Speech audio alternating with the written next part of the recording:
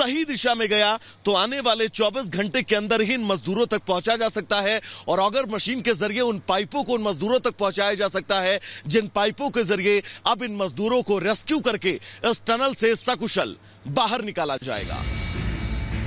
मजदूरों को सुरंग से सुरक्षित निकालने के लिए विदेशी एक्सपर्ट के साथ साथ विदेशी मशीन का भी सहारा लिया गया है। काफी कोशिश के बाद फाइनली रेस्क्यू टीम ने टनल के प्रवेश द्वार से हॉरिजॉन्टल ड्रिलिंग शुरू कर दी है। तो वहीं ऑप्शन के तौर पर वर्टिकल ड्रिलिंग मशीन को भी साथ में रखा है। बताया जा रहा है कि ऑगर मशीन से टनल के अंदर पाइप डालने का काम जारी है। अब तक करीब 36 मीटर तक ड्रिलिंग हो गई है। 800 mm व्यास की पाइप डाली जा रही है। पत्थरों से ड्रिलिंग में दिक्कत की आशंका भी है। अगर पत्थर नहीं आया तो तेजी से ड्रिलिंग होगी। लगातार ड्रिलिंग से 24 घंटे में रेस्क्यू संभव है। ऑगर मशीन के जरिए अब उस पाइप को टनल के अंदर डाला जा रहा है जिस पाइप के जरिए इन मजदूरों को बाहर निकालने का प्लान तैयार किया गया है। दरअसल ऑगर मशीन के जरिए जिस पाइप को डालने की रात से कोशिश जारी है वो पाइप अब तक तकरीबन 36 मीटर तक अंदर जा चुका है और जो चुनौतीपूर्ण रास्ता है उस रास्ते को लगातार चीरते हुए ये ऑगर मशीन काम कर रही है।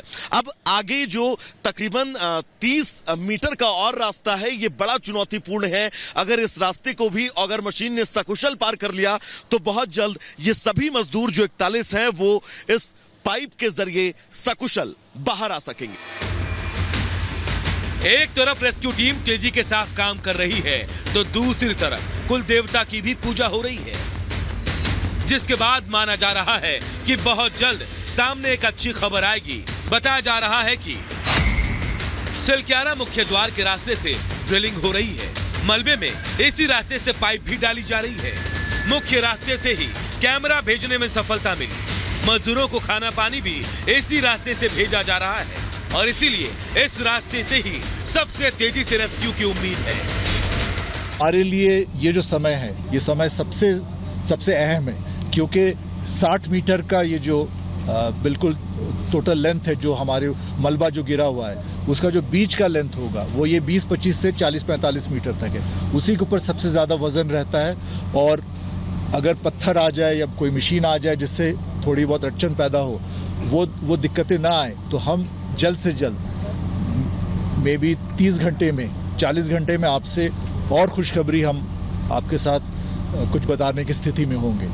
अड़चनें आ सकती है उसके लिए भी थोड़ी बहुत तैयारी हम कर रहे हैं। अगर ऑगर मशीन से पाइप सुरंग के अंदर चली जाती है तो मजदूरों का बाहर निकलना तय माना जा रहा है। बताया जा रहा है कि मजदूर क्रॉलिंग कर इस 800 mm की पाइप से बाहर आएंगे।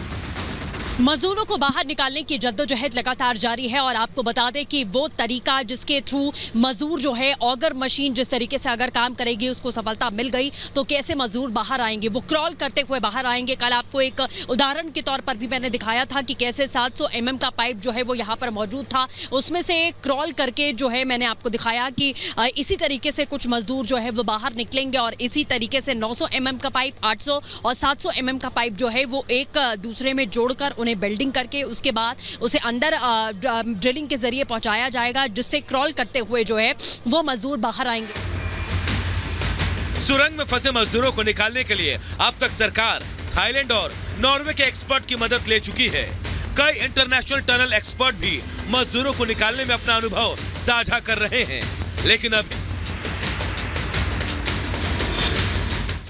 तो बिल्कुल उत्तरकाशी में ऑपरेशन जिंदगी लगातार जारी है। रिपब्लिक भारत एक तस्वीर आप तक सबसे पहले पहुंचा रहा है। कहीं जाएगा नहीं, एक छोटे से ब्रेक के लिए रुकेंगे। ब्रेक के उस पार भी पल पल की वो